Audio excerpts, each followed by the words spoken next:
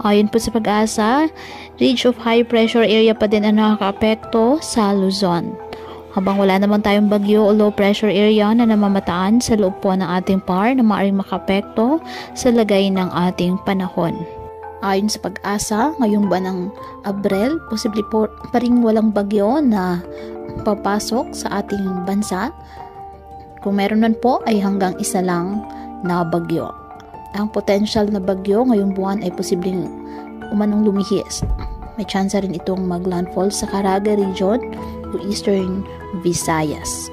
Ngayong araw, posible pa rin ang light to moderate rain sa ilang bahagi ng Ilocos region, Cordillera, Bicol at Mindanao. Kaya patuloy pa rin po natin na pinag-iingat ang ating mga kababayan sa banta pa rin po ng mga pagbaha o pagguho ng lupa, lalo na kapag may malalakas na mga pag-ulan na pwedeng dulot ng mga thunderstorms. At ugaliin po na magdala palagi ng payong o kahit anumang pananggas sa ulan o di kayo nang po ay sa init ng araw kapag lalabas ng ating mga tahanan. At yan po muna ang update sa lagay ng panahon ngayong araw.